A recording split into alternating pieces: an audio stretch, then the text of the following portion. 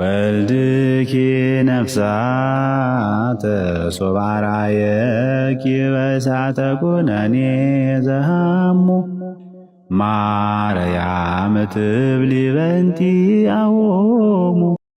ብዙ ጊዜ አድዋ ሲባል ማለት ነው ምን እንደተደረገልን የምናውቅ አይመስለኝም እና አንድ ቪዲዮ አሳይቻችሁ ልመለስ።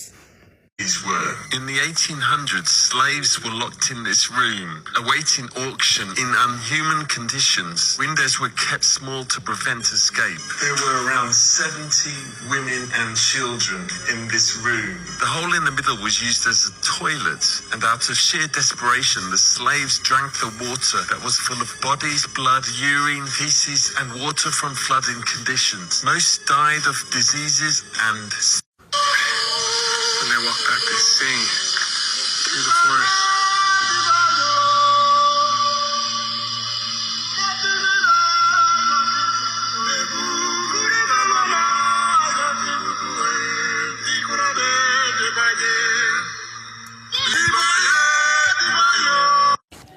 እንዳያችሁት ነው ላይክ የሚሞተው ሰው በረሃብ በበሽታ እና ደግሞ አብዛኞቹ አሁን ቅድም ያያችኋቸው እስር ቤት ማለት ነው ታች ላይ የነበረው እንዳለ ሰዎች የሚጸዳዱበት ቦታ ነበር። ብትሞቱ ማንም አውጥቶ አይቀብራችሁም። እዛው ነው የምትሸቱት። ህፃናት፣ ሴቶች፣ ወንዶች ሁሉም እዛው ነው የሚታሰሩት። አንዱ ተርቦ ሲሞት አጠገባችሁ ነው የሚሞተው። ሶ አንተም ተርበሃል፣ በቃ ትሞታለህ። you know it so እየጠበክ ነው መሞትህን የምትሞትበት ቀን። ከእንደዚህ አይነት ስሌቨሪ ነው የታደጉን ሜቢ ከገባን ማለት ነው። ከእንደዚህ አይነት ስሌቨሪ was not being like መቼም ቢሆን ስሌቨሪ ጥሩ ሆኖ አያውቅም። ገባችኋል? ስሌቨሪ ጥሩ ሆኖ አያውቅም። እኛ ስሌቨሪ ስላልደረሰብን ተገዝተን ስለማናውቅ ሊገባን አይችልም። የሆኑትን ሁኔታ የኖሩበትን ሁኔታ ስታዩ ግን እስከዛሬ ድረስ የነሱን እስር ቤቶች ምናምን ስንመለከት ግን እጅግ በጣም ይዘገንናል። ብዙዎቻቸው ይሄ ግድግዳውን ማለት ነው እንደዚህ ፍቀው ስቲል እስካሁን ድረስ የተፋቁ አሉ። በጣር ላይ ያሉ የፋቁት ማለት ነው ግድግዳውን የፋቁበት። አስቡት ስቲል እስካሁን ድረስ እዛ ስትገቡ ይሸታል። ቢካዝ ሽታው አለቀቀም። ሰዎች እዛው ነው የሚጸዳዱት። ሰዎች እዛው ነው የሚሞቱት። እዛው በበሽታ ነው የምትሞቱት። ዲስ ካይንድ ኦፍ ቶርቸር ነው እየተደረገ የነበረው። ሶ እኛ ምንም አልተደረግልንም ብንገዛ ይሻለን ነበረ ምናምን የምትሉ ሰዎች ትንሽ እስቲ ወደ ኋላ ሄዳችሁ ሌሎች ሀገራት ተገዝተው ምን አይነት ስቃይ ሲያዩ እንደነበር ተመልከቱ። ዛሬ ማደጋቸውን፣ ዛሬ ትልቅ ሀገር መሆናቸውን፣ እንግሊዝኛ ተናጋሪ መሆናቸውን ፕሊስ ባናይ ጥሩ ነው። ላይክ የተደረገልን ነገር አትሊስት አክኖሌጅ እናድርገውና ላይክ ቢያንስ ላይክ እናመስግናቸው። ምንም ማድረግ ባንችል እንኳን እናመስግናቸው። ብዙ ዋጋ ከፍለውልናል። እንደዚህ አይነት ላይፍ እንዳንኖር፣ እንደዚህ በጣም የሚያስጠላ ላይፍ እንዳንኖር አድርገውናል። 2 ሳምንት አካባቢ ሆነን መሰለኝ። ሰላም ለሁላችሁ ይሁን። እንዴት አላችሁልኝ? የጌታችን ኢየሱስ ጸጋና ሰላም በሁላችን ላይ ጸንቶ ይኑር። ነገ ነበር አክቹዋሊ ለመግባት ያሰብኩት፣ ግን ነገ መግባቴ ካልቀረ ዛሬ በጌታ ቀን ማለትም እሁድ ቅዳሴ ላይ ከተነበበው የቅዱስ ወንጌል ክፍል ለምን ትንሽ ነገር አላወራቸውም ብዬ መጣሁኝ። እሱን እናወራ። ወደዛ ከመግባቴ በፊት ግን እንዴት አላችሁ? ሰላም ነው ወይ? እኔ በጣም ደህና ነኝ፣ ይመስገን አምላክ። እናንተም ደህና እንደሆናችሁ ደግሞ ተስፋ አደርጋለሁ። ተናፍቃችኋል። ያ ከክርስቲያን ወንድም እህቶች ጋር ሰብሰብ ብሎ የእግዚአብሔርን ቃል መማማር፣ መተናነጽ ምናምን ይሄ ነገር ያው ኦፍኮርስ የሚናፍቅ ነገር አለው፣ ግልጽ ነው። እና ከአሁን በኋላ ደግሞ እግዚአብሔር በረዳን ልክ እየተሰባሰብን ለመማማር እንሞክራለን። ጸሎታችሁ ብቻ አትለየን እና የጌታ ምሕረት እስከደገፈን ጸጋው እስካገዘን እግዚአብሔር እስከፈቀደ ድረስ እንማማራለን። እግዚአብሔር እስከፈቀደ ድረስ ጸጋው እስከረዳን ድረስ የእናንተ ጸሎት ደግሞ እስካልተለየን ድረስ የምንማማር ይሆናል። ሌላው ግን ሰሞኑን ከተነሱ ይሄ ውዝግቦች ጋር በተያያዘ ትምህርት ነክ ነገር ላይ ከድህነት ጋር ይገናኛል ብዬ ያሰብኩትን አንድ ትምህርት ዩቲዩብ ላይ አስቀምጥላችኋለሁ። ጌታ ከረዳኝ ዛሬ ማታ ዩቲዩብ ላይ ወይም ነገ ማስቀምጥላችሁ ይሆናል። አባታዊ ማስረጃዎች ብቻ የተከማቹበት ጥሩ ትምህርት፣ ሰፋ ያለ ቪዲዮ ነገር የማስቀምጥላችሁ ይሆናል። የሐዋርያዊ መልሶች የተሰኘውን የዩቲዩብ አካውንታችንን ቻናላችንን ሰብስክራይብ ያላደረጋችሁ ሰብስክራይብ አድርጉ ይሉና ሐዋርያዊ መልሶች አፖስቶሊክ አንሰርስ ቴሌግራም ላይም ስለማስቀምጥላችሁ የቴሌግራም ቻናላችንን ጆይን አድርጉ። እሱ እንዳለ ሆኖ ግን ከዛ ውጭ እዚህ ሚዲያ ላይ እንደው በምን መልኩ ማገልገል አለብን ምናምን ከሚለው ጋር በምን መልኩ መማማር አለብን ከሚለው ጋር በተያያዘ እንደው አንዳንድ ድክመቶቻችንን እያነሳን ቢጨመር ቢቀነስ ምናምን የሚለውን ነገር ግን ሰብሰብ ብለን ነገ የተወሰነ እዚሁ ቲክቶክ ላይ እንወያይበታለን። ነገ አንድ አጠር ያለ ቪዲዮ ሰራላችሁና አንዳንድ አስቸጋሪ ነገሮችም ስላሉ ያው እዚህ ቲክቶክ ላይ ነገ ቪዲዮ ሰራላችኋለሁ። ከዛ ላይቭ እንገባለን። ነገ ማለትም ሰኞ ከምሽቱ 3 ሰዓት ላይ ላይቭ ይኖረናል። ገብተን ትምህርትም ይኖረናል እና ቅድም ያልኳችሁን አይነት ነገሮችም እንወያያለን። ኦኬ ዛሬ ቅዳሴ ላይ ወደ ተነበበው ልመለስላችሁ። ነገር አበዛውባችሁ። ዛሬ ቅዳሴ ላይ የማቴዎስ ወንጌል ነበር የተነበበው። የወንጌል ክፍል የማቴዎስ ወንጌል ነበር የተነበበው ምዕራፍ 6 ጌታችን ስለ ጾም ያስተማረበት ክፍል ማለት ነው። እና እዛ ክፍል ላይ አንድ በጣም የወደው ቃል አለ። ከዚህ ቀደም እዚሁ ላይቭ ላይም ስንማማረው አንስቼው ነበረ። ትዝ የሚላችሁ ከሆነ መዝገብህ ባለበት በዛ ልብህ ይኖራል የሚል ቃል አለ። መዝገብህ ባለበት በዛ ልብህ ይኖራል አለ ጌታ ኢየሱስ። ይህንን ከመናገሩ በፊት ምን ብሎ ነበር መሰላችሁ? ይሄ ብልነቀዝ የሚያጠፋው ዝገት ለሚያጠፋው ምንድነው? ይሄ ሌባ ለሚሰርቀው ለምድራዊ መዝገብ ብቻ አትሯሯጥ ብሎ ጌታችን ይመክራል። ለዛ ብቻ አትስሩ ማለት ሊጠፋ ለሚችል ቤት፣ መኪና፣ ገንዘብ ምናምን የመሳሰሉ ምድር ላይ ብቻ የሚቀሩ አይነት ማለት ብልነቀዝ ሊያጠፋው የሚችል ማለት እንደዛ ነው። ሌባ ሊሰርቀው የሚችል ለሱ ብቻ አትስራ፣ አትጨነቅ። ይልቁንም ለሰማዩ መዝገብ ደግሞ ተጨነቅ፣ ለሱ ደግሞ ስራ ያለ ጌታችን ይናገራል። አየህ ሰማያዊ መዝገብ በሰማይ የሚኖረው መዝገብን ሌባ ሊሰርቀው አይችልም፣ ብልነቀዝ ዝገት ሊያጠፋው አይችልም። ስለዛ ለሰማዩን ደግሞ አስብ እያለ ይናገርና መዝገብህ ባለበት በዛ ልብህ ይኖራል አለ። ምድራዊ ነገርን ብቻ ከሆነ የምናስበውና የምንሰራውም የምድራዊ ነገር የገንዘብ አይነት ነገር ብቻ ከሆነ ልባችን የሚኖረው ምድር ላይ ብቻ ነው። ምክንያቱም ምድር ላይ ነው መዝገባችን ጠቅላላ።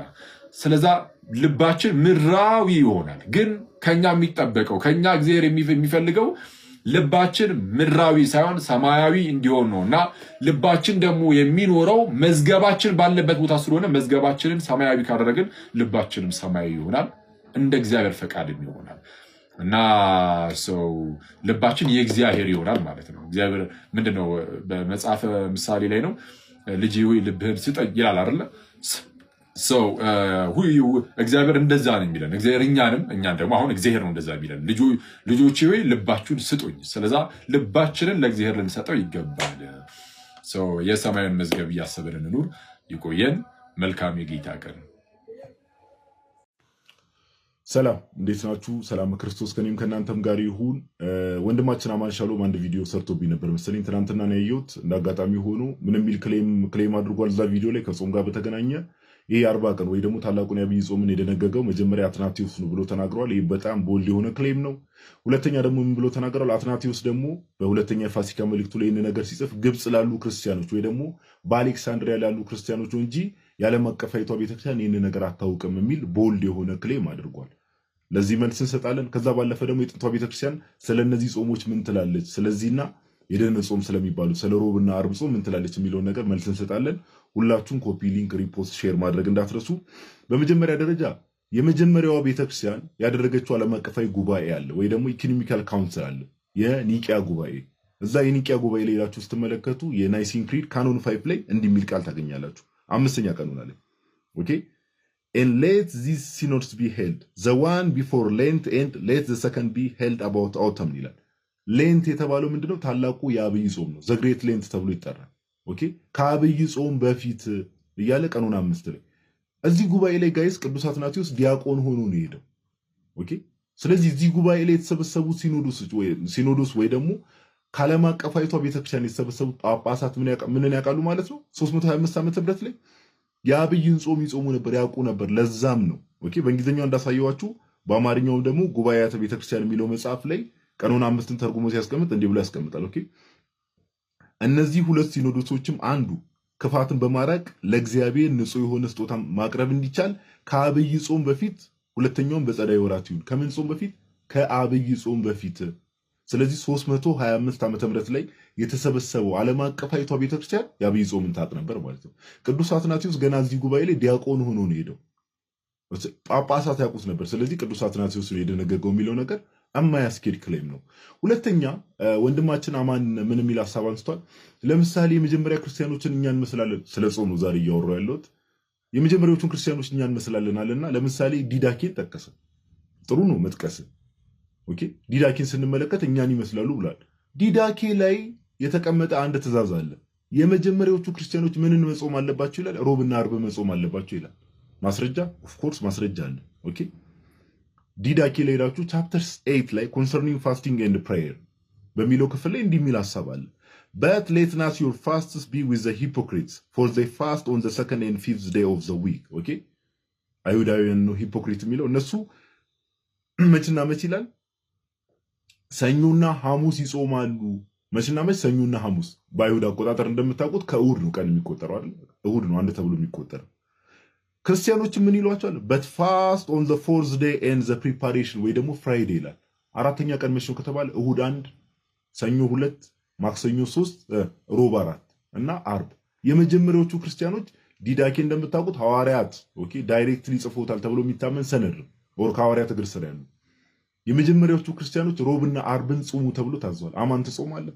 ሌሎች ፕሮቴስታንቶች ሮብና አርብ የመጀመሪያዎቹ ክርስቲያኖች እንደታዘዙት ትጾማላችሁ? አጾሙ። እኔ እስከማውቀው ድረስ ኦኬ የሚጾሙ ሊኖሩ ይችላሉ በግል የሆነ ቸርች የሆነ ፓስተር ሊድ በሚያደርገው ቸርች ውስጥ፣ ግን ኦፊሻል በሆነ መልኩ ሮብና አርብ የሚጾሙ ፕሮቴስታንቶችን እኔ አላውቅም እስካጠናሁት ድረስ።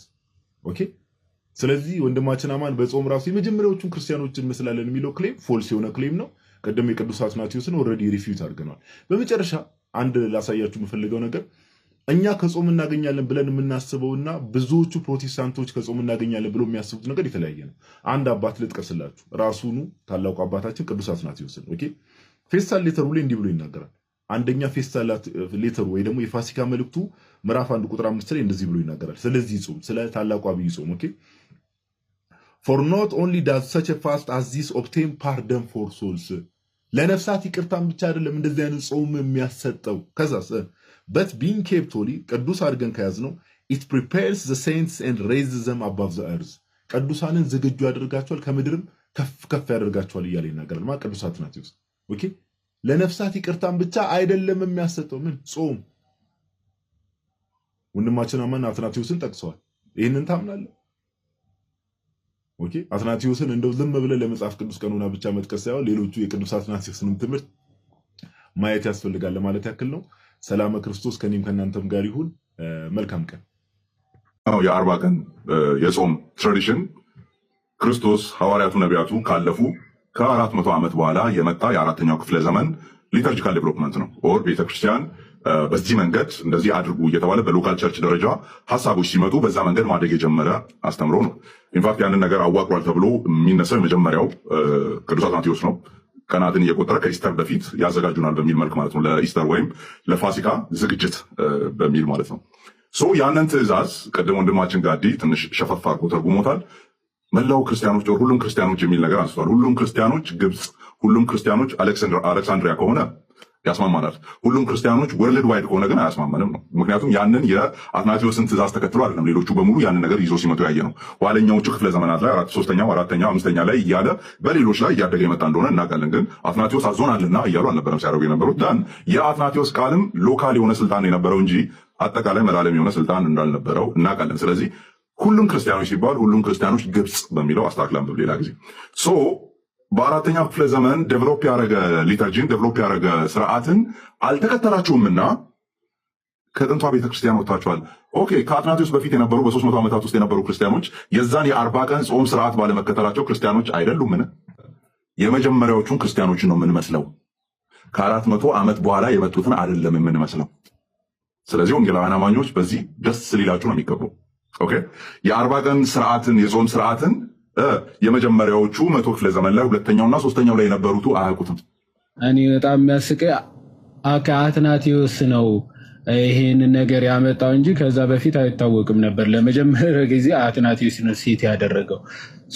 ስለዚህ ከዛ በፊት አልነበረም ማለት ነው የሚል አርጊመንት ሲመሰረት ተመልክተናል። ይሄ አንድ አትናቴዎስ ሲጀመር ሲጽፍ ከአሁን በኋላ 40 ቀናት እንጹም አይደለም ያለው። ኦኬ የጾማት ወራት እየመጣ ነው። አየህ አስቀድሞ የነበረ ትሬንድ እንደነበረ በቤተ ክርስቲያኒቱ የነበረውን የጾም ወራት እንደሆነ ገልጾ ነው የሚናገረው ማለት ነው። ቀድሞ እንደነበረ የሚያጠይቅ ነው። ሁለተኛ ግን እኔ በጣም የሚገርመኝ መጽሐፍ ቅዱስ እስኪ 66 ያለ ሲባል አትናቴዎስ ብለው ነው የሚጠቀሙት ማለት ነው። እንደው እሱ ግለሰብ ነው እንበልም ሎካልም ነው እንበልና ለመጽሐፍ ቅዱስ ማስረጃ ብለው የሚጠቅሱ አትናቴዎስን ነው።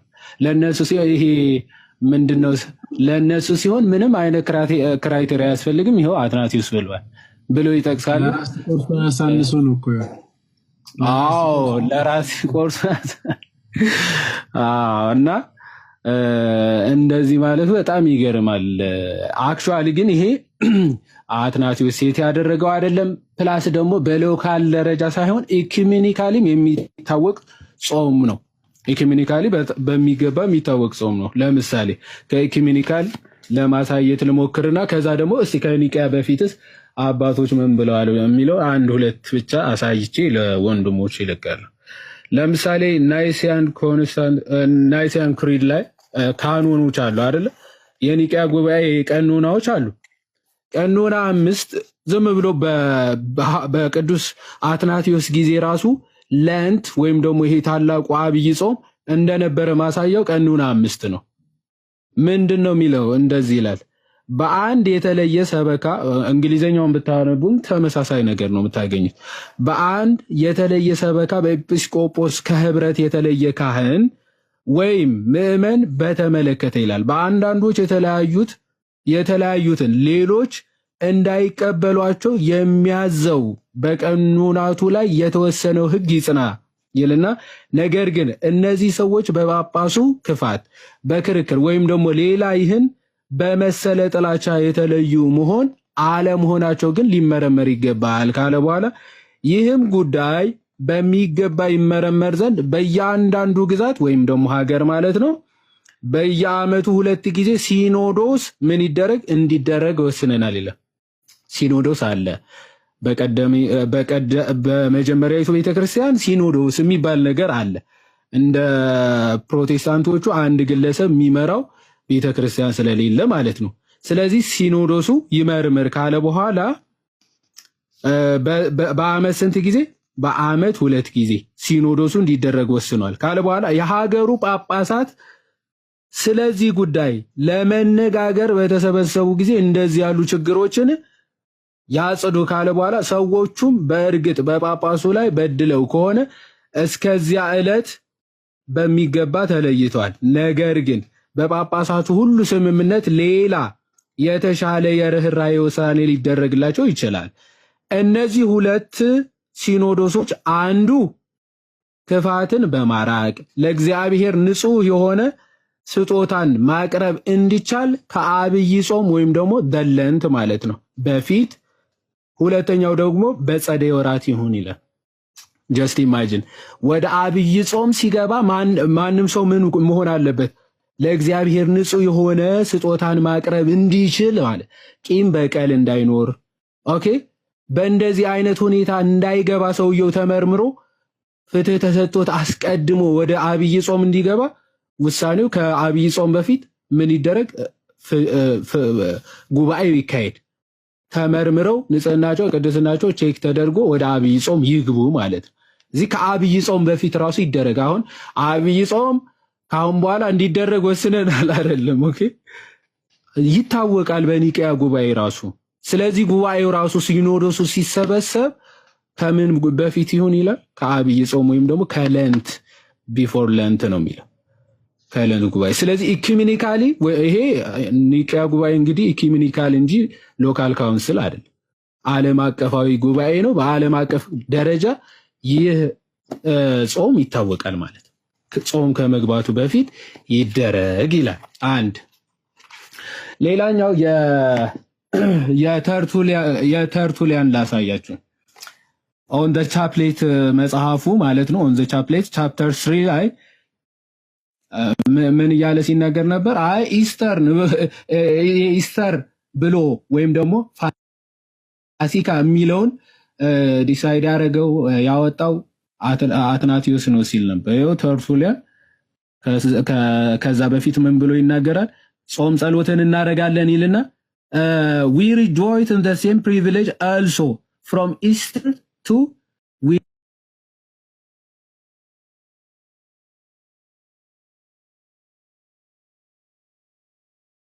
Sunday ይላል። ከምን እስከ ከፋሲካ እስከ ይሄ ፔንቴኮስታል ወይም ደግሞ ጴራቅሊጦስ የሚባለው ማለት ነው። ጴራቅሊጦስ ድረስ እንደዚህ አይነት ነገሮች ይከበራሉ። ተርቱሊያን ብዙ ቦታዎች ፔንቴኮስታል ወይም ደግሞ በዓለ ሀምሳ የምንለውን በዛን ሰዓት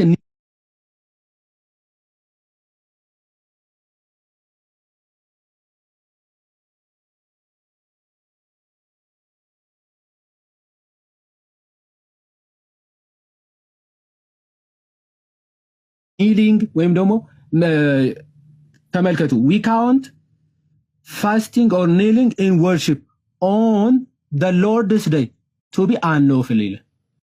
መጾም መስገድ በበዓለ ሀምሳና በጌታ ቀን አይቻልም ይላል። ወይም ደግሞ በኢስተር ማለት ነው። በኢስተርና በጴንጤቆስ በበዓለ ሀምሳ እንደዚህ አይነት ነገሮች እንዲደረጉ አይፈቀድም። ምክንያቱ ይገልጻል። እንደ ጌታ ቀን ወይም ደግሞ በዛኛው ዘመን ስላለው ደስታ ምሳሌዎች ስለሆኑ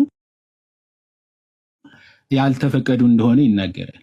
አያችሁ ቤተክርስቲያናችን ምን ያክል ከጥንቱ ቤተክርስቲያን ጋር ስርዓቷ ራሱ አንድ አይነት መሆኑ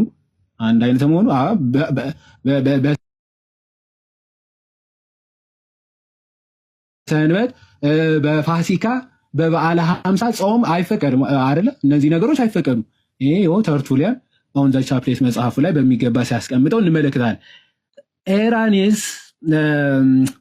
ሄራኒስ የተናገረውን ነገር አለ on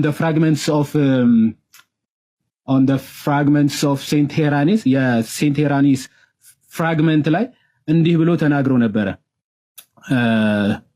የምትመለከቱት ከሆነ ፍራግመንት 7 ላይ this custom of not bending the knee upon Sunday የሚለው እዚህ ጋር actually ምን ነው ኢስተር ማለት ወይም ደግሞ ፋሲካን ማለት በፋሲካ ቀን መስገድን ይሄ እንትን ፍሊፕ ስክራፍ ማለት ነው።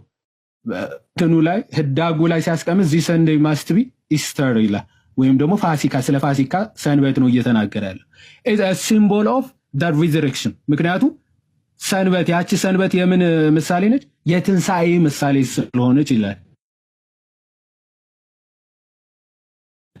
through which we have been set free ነፃነት ያገኘንባት ቀን ስለሆነች by the grace of Christ በክርስቶስ ማለት ነው from sins ከኃጢአት and from death ከሞት which has been put to death under him. Now this custom took its rise from apostolic times as the blessed Irenaeus the martyr and bishop of Leo declares in his treatise on Easter ይላል።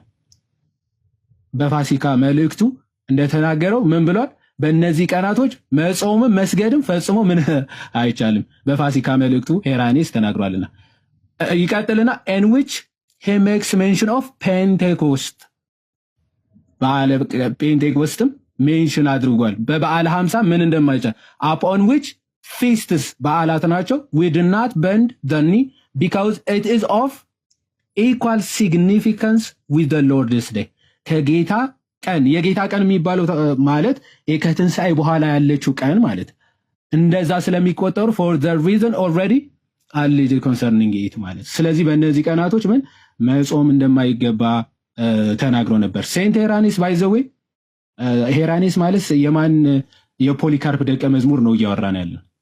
የፖሊካርፕ ደቀ መዝሙር ፖሊካርፕ ማለት ደግሞ የቅዱስ ዮሐንስ ደቀ መዝሙር ማለት ስለሱ ነው እያወራን ያለን እና ኢስተር የፋሲካ በዓል አክቹዋሊ እሱ መጽሐፍ ቅዱስም ባለፈው አይተን ነበረ። ሐዋርያት ሥራ ምዕራፍ 18 ሐዋርያት ሥራ ምዕራፍ 20 ላይ ኦኬ በዓል የፋሲካ በዓልን ያከብሩ እንደነበረ በሚገባ ተመልክተናል። ስለዚህ ይሄንን በዓል ያከብሩ እንደነበረ ቀድሞው ደግሞ ይጾሙ እንደነበረ በጣም የታወቀ ነው በሐዋርያቶችና በሐዋርያን አበው መጻሕፍት ማለት ነው። ስለዚህ ከዚህ ምንድነው የምንረዳው? ሴንት ሄራኒስ ምን እያለን ነው? በእነዚህ በፋሲካ በዓልም በጴንጤቆስጤ ወይም ደግሞ በዓለ ሀምሳ መጾም መስገድ እንደማይቻል ከዛ በፊት ግን ምን እንደሚያደርጉ ከበዓሉ በፊት ይጾሙ እንደነበረ በሚገባ መረዳት እንችላለን። በሚገባ መረዳት እንችላለን። ብዙ ማስረጃዎች ማሳየት ይቻላል። እነ ቅዱስ ጎርጎሪዎስ ዘእንዚናዙ ማለት ነው፣ እነ አምብሮስ ኦፍ ሚላን፣ እነ ቅዱስ ቄርሎስ ኦፍ ጀሩሳሌም፣ እነሱ ከጨመረ እነ ቅዱስ ዮሐንስ አፈወርቅ በጣም ብዙ ማስረጃዎችን ማሳየት ይቻላል። ትላንትና ኦርቶዶክስ ነበር፣ አሁን ቆንጆ ጴንጤ ነኝ አሁን ማለት ነው። እና የተለየ ነገር የለውም ነበር ማለት ግን በግፍ ነበር። እና ያኔም እግዚአብሔርን ጌታ ሆይ ምንድነው ይሄ ነገር? ግን እኔ በዓል አላውቅ፣ ቅዳሜና እሑድ አዲስ አበባ የለው፣ ፕሪሚየር ሊግ የሚባለውን እኮ ኳስ አላውቀውም። እኔ በዜና ነው የምሰማው፣ ምክንያቱም አገልግሎት ላይ ነኝ እኔ ቅዳሜ እሑድ ሁሌ ማለት ነው። አንተ ወጣትነቴን ታውቀዋለህ። እና አብዛኞቻችሁ እዚህ ውስጥ ያላችሁ እንዲህ አይነት ዋጋ እንደከፈላችሁ አውቃለሁ፣ ስለምንተዋወቅ አብዛኞቻችሁ ማለት ነው። ይሄ ግፍ ነው። የግፍ ጽዋ ሲሞላ ግን ከፋያል፣ ይከፍላል። በቃ ለዛ ነው ክብር የለቀቀው። ለዛ ነው በቃ ለቋል ክብር። እና ናቡቴን እንደዚህ ባሉ ምናምንቴዎች ይላል አይደል መጽሐፍ ቅዱስ፣ ምናምንቴዎች ሰብስባ ሰድቧል። በቃ እሷ ብላቸው ነው ኤልዛቤል ናት በሉ ያለቻቸው። አስጠንተው ያመጣሉ። በጋሻው እንዲህ ብሎ አስጠንተው አለ። የድምፅ መረጃ የለም፣ ፎቶ አለ የለም፣ ምስክሮች አሉ። አስጠንተዋቸው እኔ አገልግሎታቸውን የጋረድኩባቸው የሚመስላቸው ሰዎች፣ እኔ የነሱን እንጀራ የቀማው የሚመስላቸው ሰዎች እንዴ ህዝብ ቢቀበል ህዝብ ቢወድ እኔ ውደደኝ ብየው ነው እንዴ? መወደድ እኮ በእናንተ ላይ የሚያስቀምጠው ሰማይ ነው፣ ሰማይ ነው። ምንም ማድረግ አይቻልም። እና የቅናት ዛር ምድሪቷ ላይ ተነሳ። በቃ ሰላም እስክታጣ ቤተ ክርስቲያኒቱ። ስለዚህ ለምን ይበጠበጣል? ዮናስ ወደ ባህሩ ይጣል እንጂ ናቡቴ ይሰዋ እንጂ